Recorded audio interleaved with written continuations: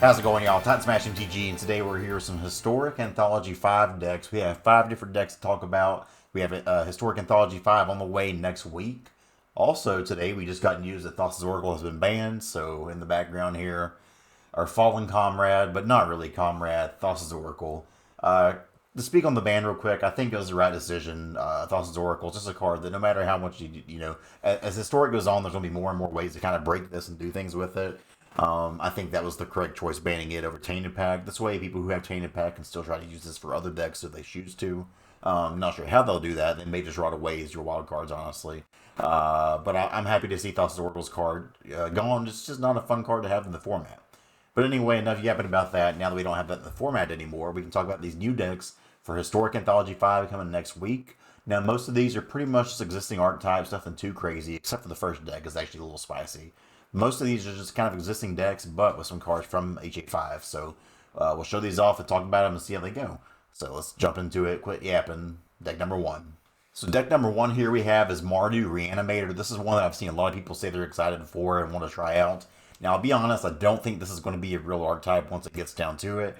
But there's enough really cool stuff you can do here with Elesh Norn and these other Praetors been printed that you can do some things here. So we'll kind of go over this briefly here. This is just a best of 1 version. Again, I don't know if this would be good in best of 3 with all the graveyard hate we have. We have Relic Progenitus now coming in as a sideboard option. I think if you want to play a deck like this, it's more suited for best of 1, so just keep that in mind.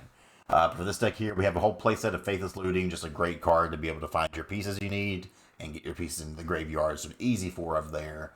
I'm running a 2-4 split, or sorry, 2-3 split on Thoughtseize and Inquisition of Kozilek. I think you want to have some hand disruption, be able to clear the way, make sure that when you do your stuff and get ready to go for your kind of big turn there, that the way is clear. We're playing a whole playset of Citrus Supplier here. I didn't have this in my original build, but a lot of people who played Reanimator told me just how helpful it was. Just a 1-mana 1/1 body that can chump block against aggro, and also just mill yourself and fill the battlefield up, or fill the graveyard up is nice. Got 2 Lightning Helix in here and 3 Deafening Clarion for some removal. So just ways to gain life with both of these as well is nice, but also just it's both 3 damage, so we're a little bit weak in other places there. So maybe it's something I need to do instead of having Lightning Helix, maybe have like a Heartless Act or something like that. But I think for what this deck wants to do, you're really just trying to go so hard in on the combo that you just don't worry that much about the removal. And again, maybe this is just too all in, and maybe that's wrong, but adjust these how you think you need to adjust them. We're playing a whole playset of Thrill and Discovery, gain a little bit of life here. You may discard 2 cards. If you do, draw 3 cards. So again, between Faithless Looting and Supplier and Thrilling Discovery, we have a lot of ways to get stuff in the graveyard and to be able to find our pieces here, draw some cards. A lot of filtering, especially for Moros, is kind of crazy, or for Mardu, kind of crazy. We're playing 2 Kolaghan's Command, and honestly, I think this should I had 4 originally, and maybe I should be on more. The beauty of this is, all modes of this are very good in this deck. If you're returning a creature card from your graveyard to your hand late game, say you have the mana to play your Velomachus or something like that, just grab it back and play it. If you want to make a target player discard a card, not only is that good if you make opponents discard, but there may be some spots where you're about to go for your combo and you need to just discard your final piece, or maybe discard your Unburial Rites so that you can flashback it. There's just a lot of different things here this is viable. Destroy target artifact. Again, if we want to have stuff, there's artifact stuff that's kind of preventing us from comboing off here, destroy that. And finally, just doing 2 damage to something can be useful as well. We got 2 Bonds of Revival and 4 Unburial right here, so 6 different ways to bring things back from the yard there. And then we get to the fun stuff.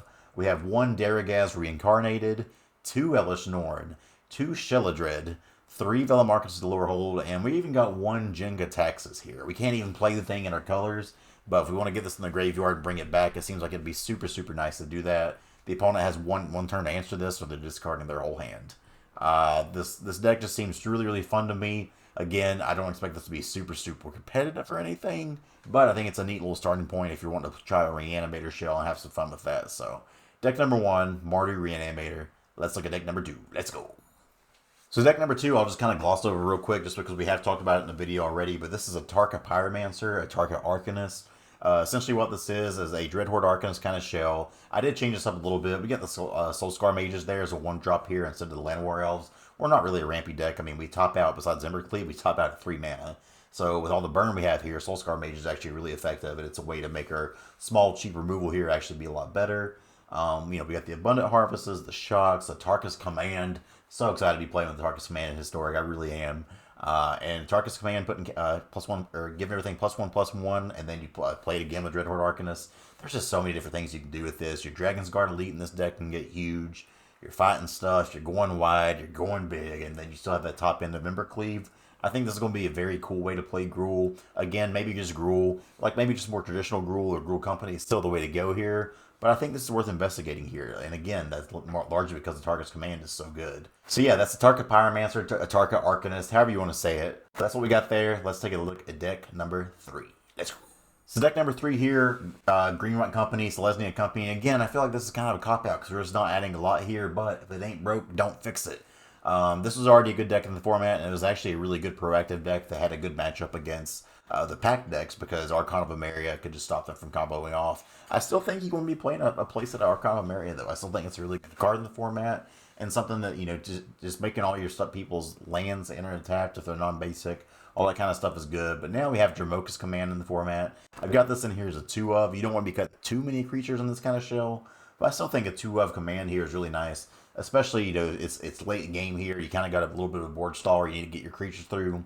You can do your Collected Company on end step, and then when it's your turn, put a +1/+1 counter on it, have it fight something to clear the way, and then get the swinging with your creatures. So I think Dromoka's Command kind of slots right in a deck like this anyways, and it's an already existing and good deck. So Green-White Company, that's what we got. Let's take a look at deck number 4. So deck number 4, again, another existing deck, but it got some good toys here. This is Rakdos Arcanist. Nothing you haven't seen before, but I think it does get a really, really good toys here, obviously, and Kolaghan's Commands. We're playing that as a 3 of. That's the only new card we have in this one. But again, if you want to play other stuff, you're welcome to. But you're still doing all the stuff you expect. You got your Bloodchief's Thirst, your Fatal Pushes, your Inquisitions and Thought Seizes, all the Village Rites kind of shenanigans with Dreadhorde Arcanist and Pyromancer. We're playing 2 Croaks to just have another way to escape stuff. I didn't want to go too heavy on the graveyard stuff, so we're only playing 2 of that. I didn't want to play the Stitcher Suppliers or anything like that. But we're playing 4 Sedgemoor Witch, and I think this card is actually the real deal. I know it's not a Historic Anthology card, so I won't get too depth with it. But I've been seeing a lot of people that I respect and who are good with these kind of shells playing this deck a lot, and a lot of them have been really high on Sedgemoor Witch, and it's provided a lot of value for them. So I want to try this out. I've seen my buddy John Ramos playing it. Holy Diva's been playing it. Wyatt Darby's been playing it, who's a Pro Tour winner. A lot of people are big on Sedgemoor Witch, and I think it's the real deal. So between Kolaghan's Command, especially being able to bring back creature cards from your hand, that even if they do kill this, you can bring it back, do your thing, and keep on pounding. So Rakdos Arcanist, probably going to be one of the better decks in the format, I think. It was a really, really nice deck before, and it still had a decent matchup against Pact, I think, because of all the Inquisitions and the Thought Seizes and whatnot. But like if they got the combo together, obviously you can't counter it or anything, and your clock was never quite fast enough to really kill them. So I think this deck is going to see a rise in popularity again. Watch out for it. Let's take a look at one more deck here. This is one that I made all myself. This one probably sucks, but Esper Control. Let's go. So last up here for all you Control Lords, we have Esper Control. Criticize it all you want. I just wanted to make something control-y for all you Esper Control Lords out there.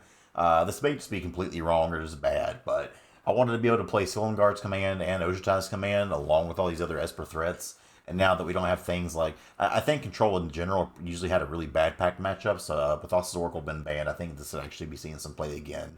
Because even though you have counter spells and it seems like it'd be really good against it, you never really had a fast enough clock. Like as you see here, we're playing the Gearhogs, we got some Shark Typhoons. Otherwise, we got our Stefari, and the win cons are very small in this deck.